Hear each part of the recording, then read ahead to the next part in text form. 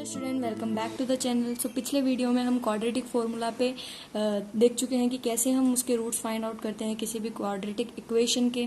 सो अब इस वीडियो में हम देखेंगे कि नेचर ऑफ रूट्स कैसे पता चलते हैं किसी भी क्वाड्रेटिक इक्वेशन के। किसी भी क्वाड्रेटिक इक्वेशन के जो रूट्स हैं उनका नेचर कैसा है या नहीं है तो कितने हैं, कैसे हैं, तो उसको हम कैसे फाइंड आउट करते हैं वो मैं आपको बताती हूँ इस वाली वीडियो में। तो चलिए स्टार्ट करते हैं। सबसे पहले हमारे पास पता है कि हमें क्वाड्रेटिक फॉर्मूला जो होता है वो x is equal to minus b plus minus under root of b square minus 4ac upon में 2a होता है। ये हमारा क्या होता है, जो इसके अंदर की ये वैल्यू होती है हमारी, ये होता है हमारा डिस्क्रिमिनेंट, जिसको हम d से डिनोट करते हैं। ये हमारा डिस्क्रिमिनेंट होता है। तो डिस्क्रिमिनेंट की हेल्प से ही हम फाइंड आउट करते हैं कि किसी भी इक्वेशन के रूट्स हमारे कैसे हैं, नेचर कैसा है किसी भी इक्वेशन के रूट्स का। यहाँ पे d हमारा होता है बी स्क्वायर माइनस 4ac, जैसे मैंने आपको बताया अभी। अगर हमारा जो d है इसकी वैल्यूज मतलब a b c की वैल्यूज जब हम इसके अंदर पुट करेंगे, अगर इसकी वैल्यू हमारी ग्रेटर देन 0 आती है, मतलब पॉजिटिव वैल्यू आती है इसकी, जो हमारे रूट्स होंगे वो दो डिस्टिंक्ट रूट होंगे, मतलब दो अलग अलग रूट होंगे। मतलब x1 कोई रूट होगा और एक x2 कोई रूट होगा हमारा, ठीक है। जो अगर हमारा d इज इक्वल टू 0 होता है, मतलब d इसकी वैल्यू 0 होती है, तो मतलब हमारा क्या है, इसका मतलब क्या है कि हमारे दो इक्वल और रियल रूट्स हैं, मतलब कि इक्वल हैं जो रूट्स हैं, which is x1 is equal to x2, ठीक है। तो इस तरीके से ना अगर d हमारा नेगेटिव है, d हमारा नेगेटिव है, 0 से छोटा है, नो रियल रूट एग्जिस्ट, तो कोई रूट नहीं होते, रियल रूट्स नहीं होते, फिर उसके कॉम्प्लेक्स मतलब इमेजिनरी रूट्स होते हैं, ठीक है। आपके कोर्स में यहीं तक ही है, आपको सिर्फ इतना ही पता होना चाहिए कि उसके रूट्स नहीं होते, ठीक है। अब इसके बाद हम देखते हैं कि क्वेश्चन की कैसे हम कैसे पता चलता है इन सब चीज़ों का। तो आपको पता चल गया कि कैसे हम इसकी हेल्प से फाइंड आउट कर सकते हैं किसी का भी नेचर, किसी के भी रूट्स का नेचर। क्वेश्चन 1 करके देखते हैं हम कि कैसे फाइंड आउट करते हैं। Find the nature of the root of the equation this, if they exist then find them. इन्होंने कहा कि एक इक्वेशन दी, इन्होंने कहा कि पहले बताओ कि इसके रूट्स का नेचर क्या है, और अगर है इसके रूट्स हैं तो उनको फाइंड आउट करो। चलिए स्टार्ट करते हैं। सबसे पहले हमें क्या निकालना है, यहाँ पे d की वैल्यू निकालना है। तो d हमारा होता क्या है, d is equals to b square minus 4ac, ये हमारा d होता है, मैंने आपको बताया यहाँ पे ऊपर अभी। इसकी वैल्यू फाइंड आउट करने के लिए सबसे पहले हम इसको ax square plus bx plus c से इसको हमें कंपेयर करना पड़ेगा। जब कंपेयर करेंगे तो यहाँ पे a की वैल्यू हमें मिलेगी 2 एंड b की वैल्यू है हमारी यहाँ पे -6 एंड c की वैल्यू कितनी है यहाँ पे 3 है। तो इस तरीके से हमने abc की वैल्यू फाइंड आउट कर ली। अब abc हमें मिल गया है तो हम d की वैल्यू फाइंड आउट कर सकते हैं। d हमारा क्या होगा, b की वैल्यू क्या है -6, तो b स्क्वायर -6 का स्क्वायर एंड -4, a कितना है हमारा यहाँ पे 2 है, रख देंगे, एंड c कितना है यहाँ पे 3 है हमारा, रख दिया हमने इस तरीके से। d हमारा कितना है यहाँ पे 36 माइनस 24, इस तरीके से आया। तो d हमारा यहाँ से आ गया कितना 12। तो आप देख सकते हैं कि d की वैल्यू हमारी क्या है, ये पॉजिटिव वैल्यू है, मतलब इसके 2 डिस्टिंक्ट रूट हैं, मतलब कि रूट हैं और दोनों अलग अलग हैं, ठीक है। अब हमारे रूट हैं, इन्होंने कहा कि अगर हैं तो इनको फाइंड आउट करके बताओ कि इसके रूट्स क्या हैं। अब उसकी वैल्यू भी बताओ, तो उसकी वैल्यू फाइंड आउट कर उसकी वैल्यू फाइंड आउट करने के लिए हम सिंपली क्वाड्रेटिक फॉर्मूला का यूज कर रहे हैं यहाँ पे।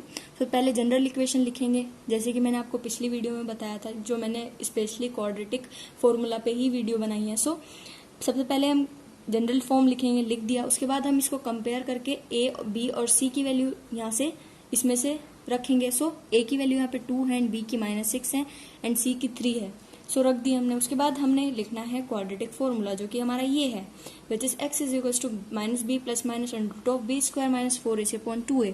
तो ये हमारा क्वाड्रेटिक फॉर्मूला होता है। Now x is equal to b क्या है हमारा -6 है, तो -6 यहाँ पे हमने इसकी वैल्यू रख दी, plus minus under root of b का स्क्वायर माइनस 4, a कितना है 2, तो 2 रख दिया, एंड c कितना है हमारा 3 है, तो 3 की वैल्यू c की वैल्यू हमने यहाँ पे रख दी।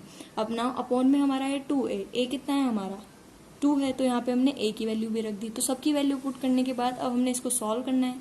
सॉल्व करके हमें क्या मिला यहाँ पे 6 plus under root of 12 upon 4। तो 12 को हम क्या लिख सकते हैं 4 इंटू 3, कितना भी हम मतलब इसको छोटा बनाने की कोशिश करेंगे, मतलब जितना हम सॉल्व कर सकते हैं इसको कंप्रेस कर सकते हैं उतना ही करने की कोशिश करेंगे। तो यहाँ पे हमने इसे इसलिए लिखा ताकि यहाँ से जो हमारा 4 है वो अंडर रूट ऑफ जो 4 होता है हमारा वो 2 होता है, मतलब 2 का स्क्वायर लिख सकते हैं हम 4 को।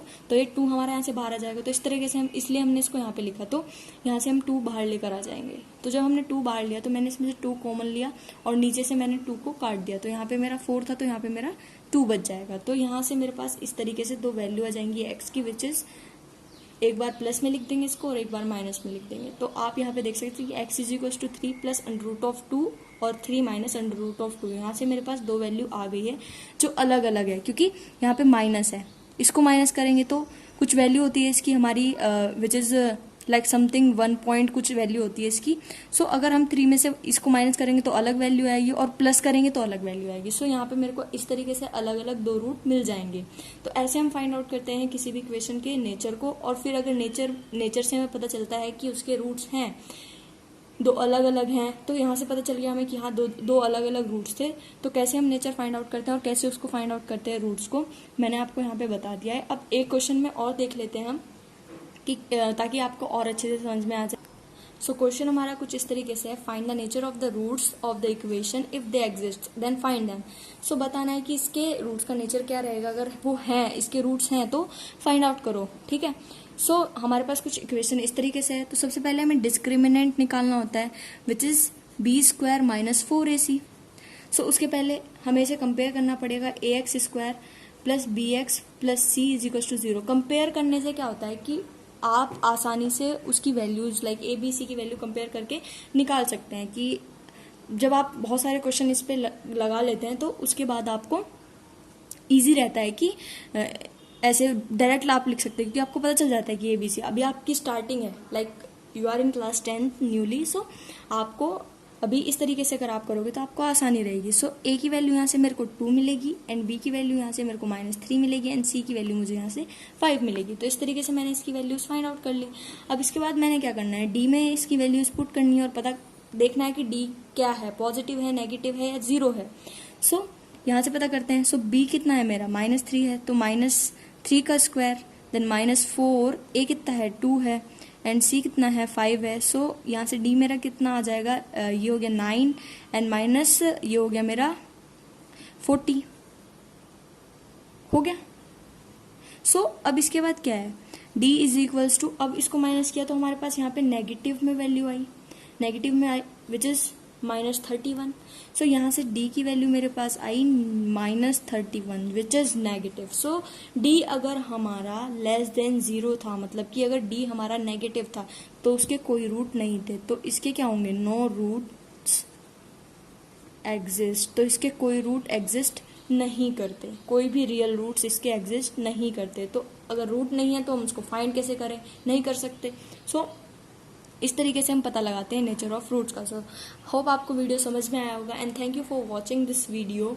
एंड आपके इस चैप्टर में पूरी लेक्चर वाइज मैं सारे कंसेप्ट अलग अलग वीडियो बना चुकी हूँ, आप उनको देखिए, आपको चैप्टर पूरा समझ में आएगा, आपके एग्जाम्पल्स और क्वेश्चन सब कुछ कवर हो जाएगा। So thank you so much for watching and subscribe to my channel.